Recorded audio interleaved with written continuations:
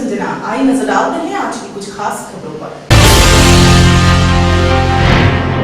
बुलंदशहर में हुई गैंगरेप की घटना पर राजनीति भी तेज हो गई है। यह मामला संसद में भी उठा। बुलंदशहर मामले पर बीएसपी प्रमुख मायावती ने सीएम अखिलेश यादव से इस्तीफे की मांग की है। बुलंदशहर में हुई गैंगरेप की घटना पर राजनीति भी तेज हो गई है। आज यह मामला संसद में भी उठा। बुलंदशहर मामले पर बीएसपी प्रमुख मायावती ने सीएम अखिलेश यादव से इस्तीफा मांगा है। मायावती ने कहा कि बुलंदशहर की घटना से साफ हो जाता है कि उत्तर प्रदेश में कानून का राज नहीं है। इससे पहले बीजेपी ने भी इस मामले में हमला बोला है। भारतीय जनता पार्टी के प्रदेशाध्यक्ष केशव प्रसाद मौर्य ने बुलंदशहर से 2 किलोमीटर दूर हाईवे पर मां बेटी के साथ हुई दरिंदगी मामले में मुख्यमंत्री अखिलेश यादव के इस्तीफे की मांग की। मौर्य के मुताबिक यह कृत्य प्रदेश में जंगल राज की जीती जागती मिसाल है। प्रदेश बीजेपी अध्यक्ष ने बातचीत में कहा कि प्रदेश में जंगल राज अपनी पराकाष्ठा पर है। अपराधियों के हौसले बुलंद हैं, असुरक्षा का माहौल है और कानून व्यवस्था ध्वस्त है। अखिलेश यादव का इस्तीफा मांगा है। बुलंदशहर मामले पर बीएसपी प्रमुख मायावती ने जो जाती हुई इस्तीफे की मांग की है। खासकर मां बेटी के साथ जो गैंग रेप हुआ है, ये बड़ी दुखद घटना है। इस घटना की हमारी पार्टी कड़े शब्दों में निंदा करती है। लेकिन इस घटना से क्योंकि बुलंदशहर बिल्कुल कोई ज्यादा दूर नहीं था, शहर से 2 किलोमीटर के फासले पर ये घटना घटी है, तो इस घटना से ये साफ जाहिर हो गया, स्पष्ट हो गया है कि उत्तर प्रदेश में कानून का राज नहीं बल्कि जंगल राज चल रहा है। और कल की घटना को लेकर खास तौर से, वैसे तो जब से उत्तर प्रदेश में सपा के नेतृत्व में सरकार बनी है तो वहाँ हर प्रकार का क्राइम बढ़ा है, लेकिन ये जो बुलंदशहर की घटना घटी है इसने उत्तर प्रदेश की जनता को हिलाकर रख दिया है, पूरे देश की जनता को हिलाकर रख दिया है। इसलिए मेरा उत्तर प्रदेश के मुख्यमंत्री को सलाह के तौर पर यही कहना है कि यदि आपसे उत्तर प्रदेश संभाला नहीं जा रहा है, कानून व्यवस्था संभाली नहीं जा रही है, तो बेहतर यही होगा उत्तर प्रदेश की जनता के हित में कि इनको मुख्यमंत्री के पद से नैतिकता के आधार पर इस्तीफा दे देना चाहिए। लखनऊ से आनंद श्रीवास्तव की रिपोर्ट। जिला न्यायालय में सरकार की तरफ से पैरवी कर रहे लोक अभियोजक, जिसे सरकारी वकील भी कहते हैं, सरकारी वकील को 5000 की रिश्वत लेते लोकायुक्त जबलपुर की टीम ने रंगे हाथ पकड़ा।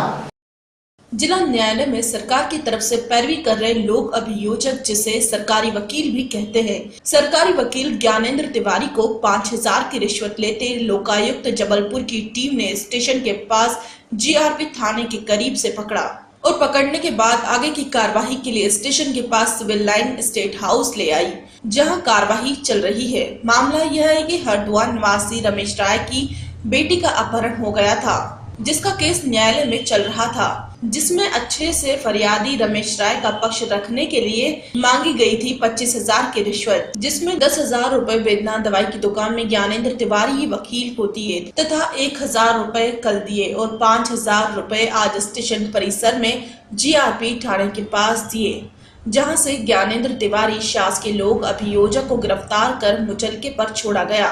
मध्य प्रदेश में लोकायुक्त द्वारा शासकीय वकील को ट्रैप करने का प्रदेश में पहला मामला है। ये रमेश राय हैं, हरिद्वार के रहने वाले। उनका जो है 2014 में बच्ची का अपहरण हुआ था, जिसका प्रकरण सेकंड कोर्ट में चल रहा है।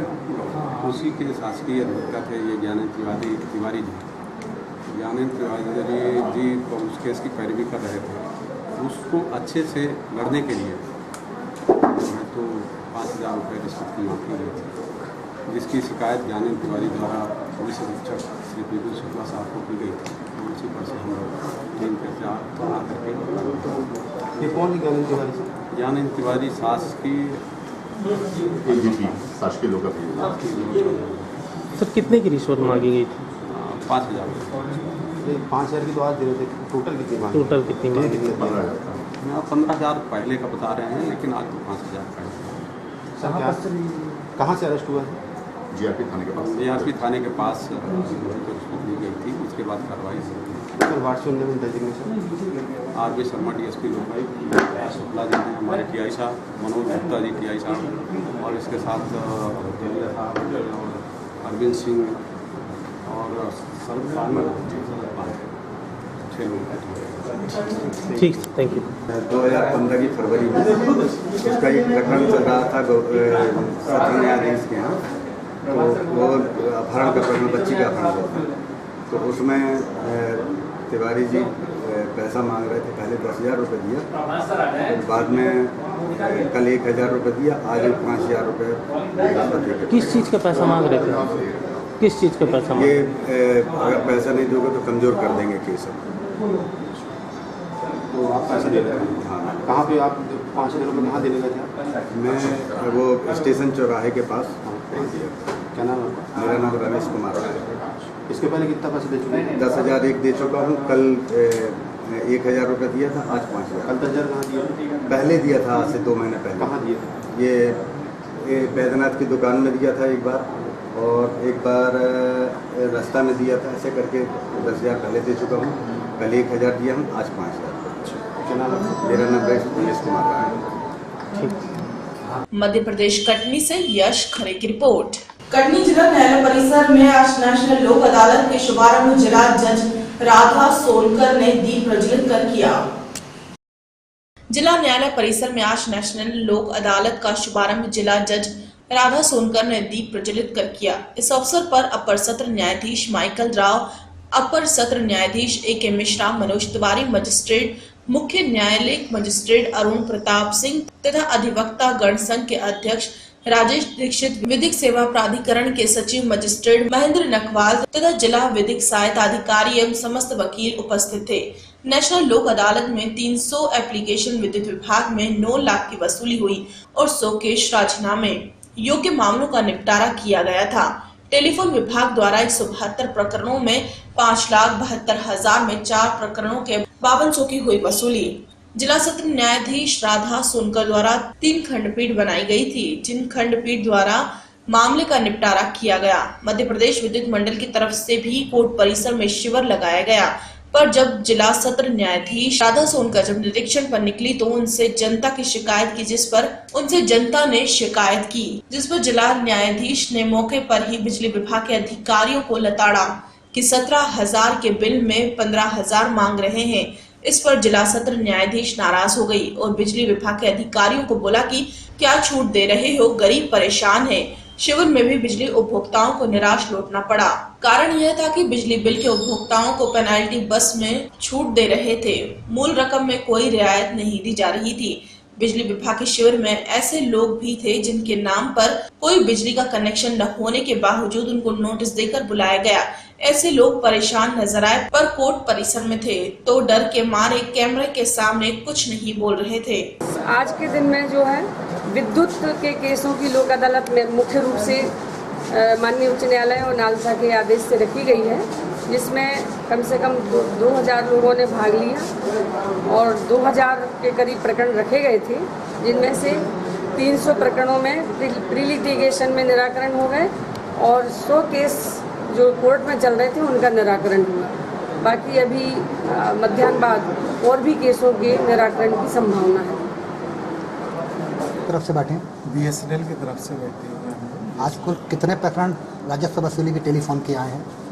टोटल प्रकरण 172 प्रकरण लगाए हुए थे, जो कि 5,99,758 के थे और जिनमें से 4 केस प्रकरण जो है ना वो निराकृत हुए। 5,200 रुपये की वसूली आई है।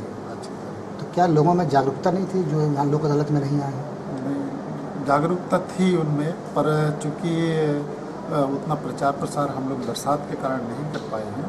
चूँकि अगले हम लोग जो दिसंबर पर लगे हैं, इस पर भी हम लोग ज़्यादा से ज़्यादा प्रयास करेंगे। ये जो 5,99,756 रुपये की वसूली है, कब की वसूली है? कुछ ये सभी पुरानी ही वसूलियाँ हैं, कुछ इसमें 2015 की भी हैं और 14, 15, 11, 10 सभी की वसूलियाँ हैं। पूरा नाम आपका? मैं TC मेहरा, लेखाधिकारी वसूली। मध्य प्रदेश कटनी से यश खरे की रिपोर्ट।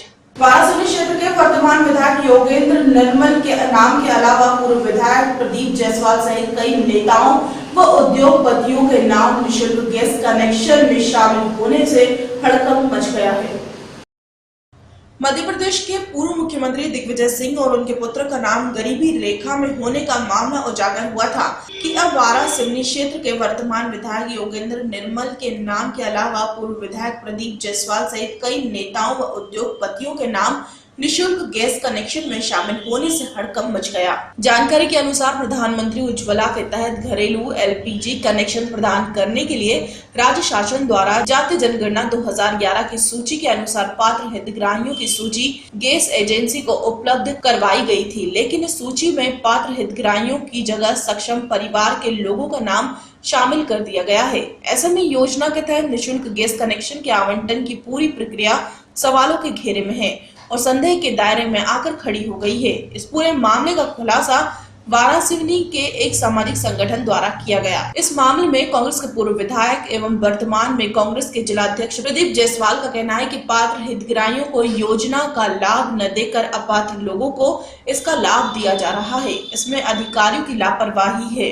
प्रधानमंत्री उज्ज्वला योजना के तहत जारी होने वाले घरेलू एलपीजी कनेक्शन को लेकर अब विवाद की स्थिति निर्मित होना शुरू हो गई है।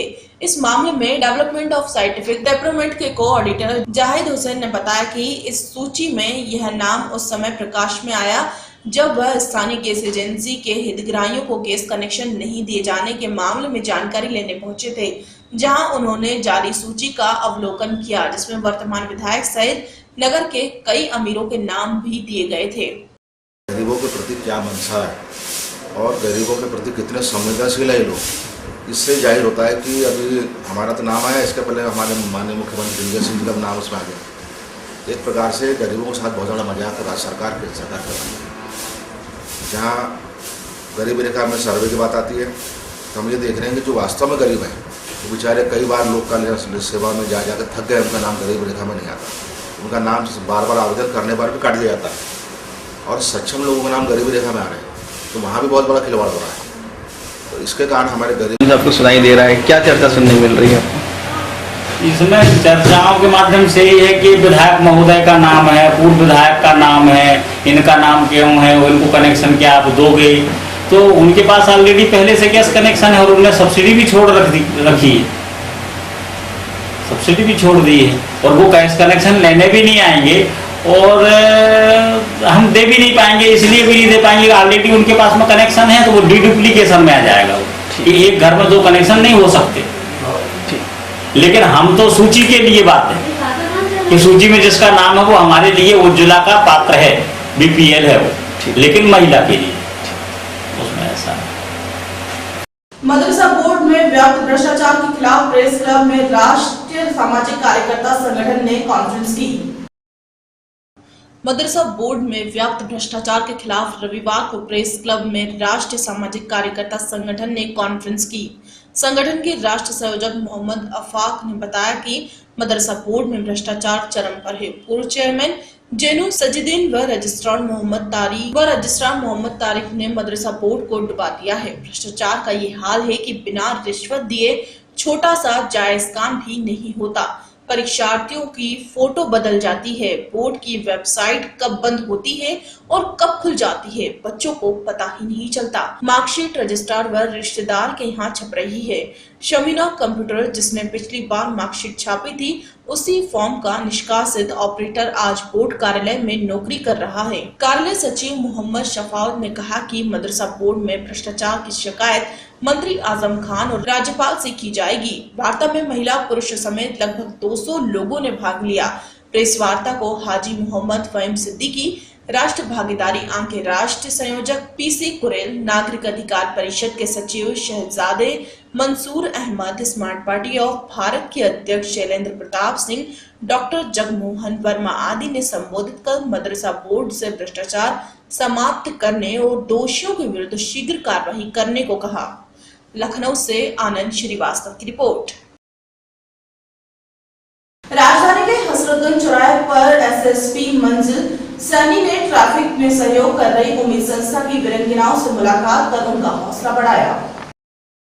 राजधानी के हसरतगंज चौराहे पर रविवार को एसएसपी मंजिल सैनी ने ट्रैफिक में सहयोग कर रही उम्मीद संस्थाओं की वीरांगनाओं से मुलाकात कर उनका हौसला बढ़ाया। उन्होंने कहा कि महिला होने के बाद भी सड़क पर मौसम का सामना करते हुए जनता को संभालना बहुत बड़ा काम है। बात करते हुए उन्होंने कहा कि आने वाले 2 साल तक मेट्रो के काम में तेजी आने वाली है। चारबाग से हजरतगंज चौराहे होते हुए डीएम हाउस तक मार्ग बंद हो जाएगा।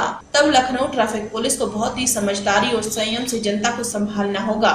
एसआईटी और टीएसआई को 28 आधुनिक बॉडी वॉर्न कैमरे प्रदान करते हुए मंजिल सैनी ने कहा कि 28,000 रुपए की लागत से ये कैमरे 16 घंटे की रिकॉर्डिंग, 32 GB मेमोरी, 10 घंटे का बैकअप व रात में भी 12 मीटर तक रिकॉर्डिंग कर सकते हैं। ट्रैफिक पुलिसिंग को पारदर्शी बनाने के लिए पुलिस को दिए गए ये कैमरे पुरानी व्यवस्थाओं की तरह कितने दिन चलती है, ये तो आने वाला समय ही बताएगा। लखनऊ से आरती श्रीवास्तव की report. Lions club cantonment gold ने गायन प्रतियोगिता का आगाज कर आयोजन किया। लायंस क्लब कंटोनमेंट गोल्ड ने परिवार को राजधानी के राय अमानत वली प्रेक्षागृह में गायन प्रतियोगिता आवाज़ अवध का आयोजन किया। संस्था के अध्यक्ष गोपाल दास अग्रवाल व डिस्ट्रिक्ट गवर्नर विशाल सिन्हा ने दीप प्रज्वलन कर कार्यक्रम का आरंभ किया। प्रदेश भर से आए 16 से 30 आयु वर्ग के लड़के लड़कियां सिंगिंग कंपटीशन में हाथ आजमाया।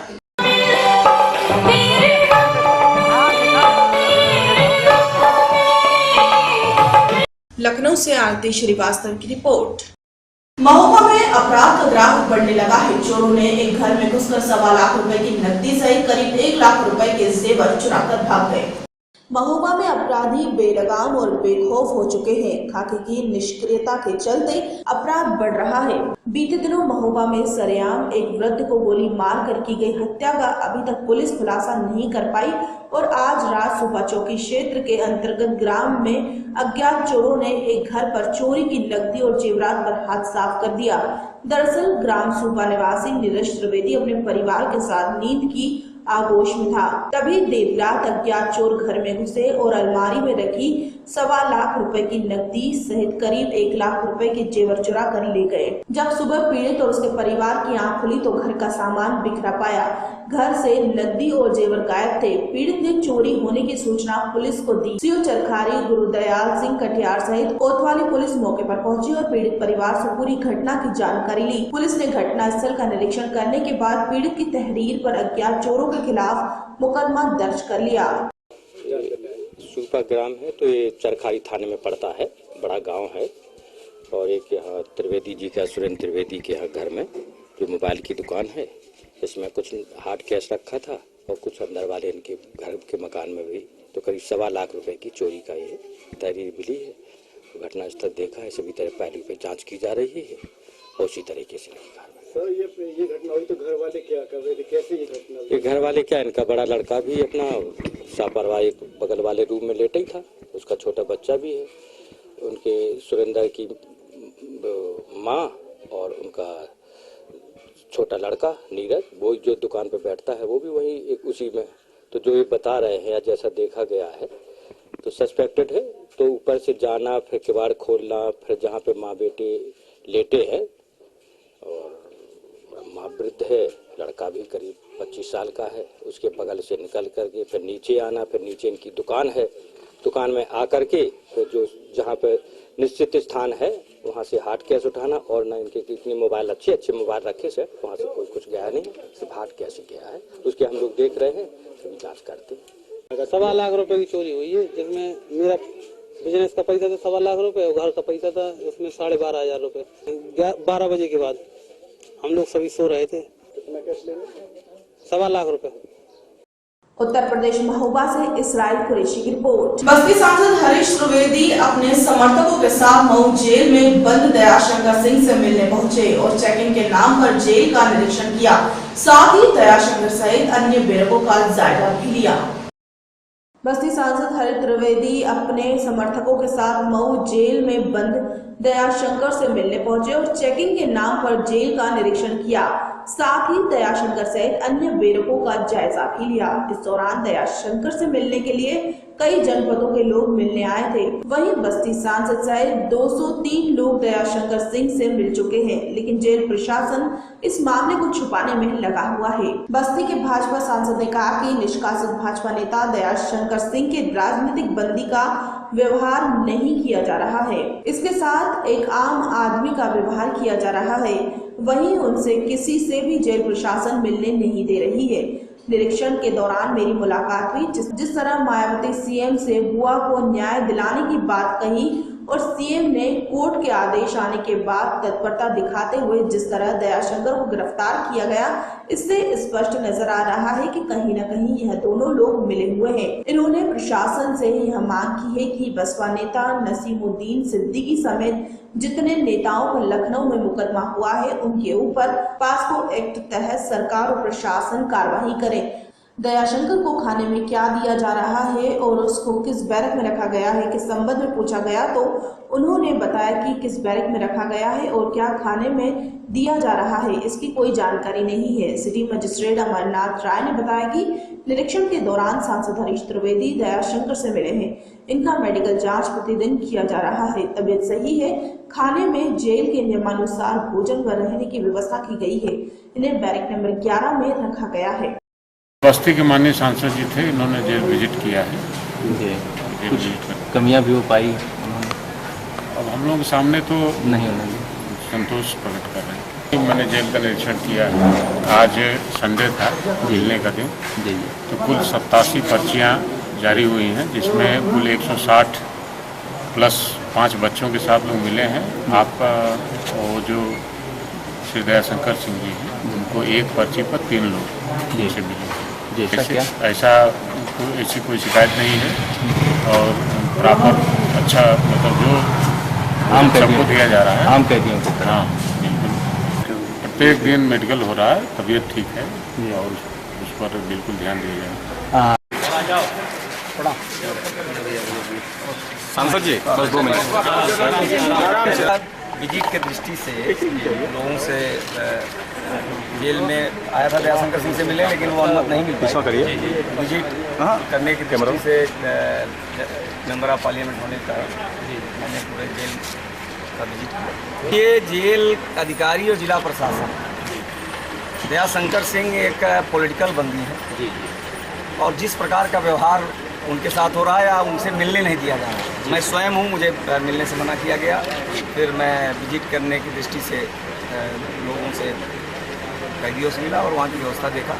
कहीं न कहीं प्रशासन ये ज्यादती कर रही है और दयाशंकर सिंह हो या कोई भी पॉलिटिकल बंदी हो, तो उससे कम से जो भी मिलने वाले कार्यकर्ता हैं वो उनको मिलने देना चाहिए, समझ मिलने देना चाहिए। उनको खाने में सब कुछ जानकारी नहीं, खाने में क्या दिया गया क्या नहीं दिया गया। मैं उनसे जैसे मैं जेल में घूम रहा था उसी दौरान मेरी मुलाकात। आम कैदियों की तरह उनको खाना दिया जा रहा है या इस तरह से कुछ आपने कुछ निर्देश दिए, आप अपनी तरफ से उसमें सुधार किया जाए? देखिए, सुधार खाना तो एक राजनीतिक बंदी एकदम सही है, लेकिन मैंने पूरे जेल का निरीक्षण करके और जो कमियां हैं उसको ठीक करने के लिए मैंने कहा और उनमें सारे कैदियों के लिए अच्छी व्यवस्था हो और हर प्रकार की जो भी उनको जो कमियां मुझे नजर आई उसके बारे में मैंने जिला अधीक्षक से कहा।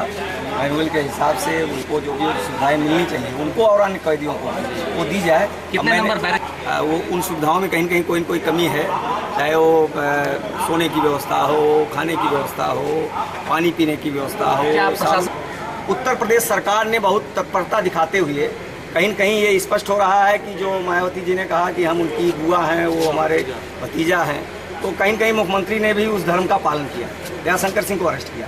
मैं ये जरूर आप लोगों के माध्यम से मांग करूँगा कि नसीमुद्दीन और बहुजन समाज पार्टी के जिन नेताओं ने हजरतगंज चौराहे पर खुलेआम तरह तरह के आरोप लगाए, गाली दिए, बेटी पेश करो, उस पर कार्रवाई अभी तक नहीं हुई। मैं ये मांग करता हूँ कि नसीमुद्दीन को भी तत्काल उत्तर प्रदेश सरकार को अरेस्ट करना चाहिए। पार्टी निर्णय जो भी लेगी, अब आगे क्या पार्टी निर्णय लेती है। हम लोगों का फिलहाल ये मांग है कि पास्को एक्ट के तहत नसीमुद्दीन और जो भी दोषियों के खिलाफ FIR हुआ उनको अरेस्ट किया जाए। मऊ से आसिफ रिजवी की रिपोर्ट। खबरों में फिलहाल इतना ही। और भी खबरें जानने के लिए आप हमें लॉग इन भी कर सकते हैं www.searchstory.in पर। तब तक के लिए मुझे दीजिए इजाजत। नमस्कार।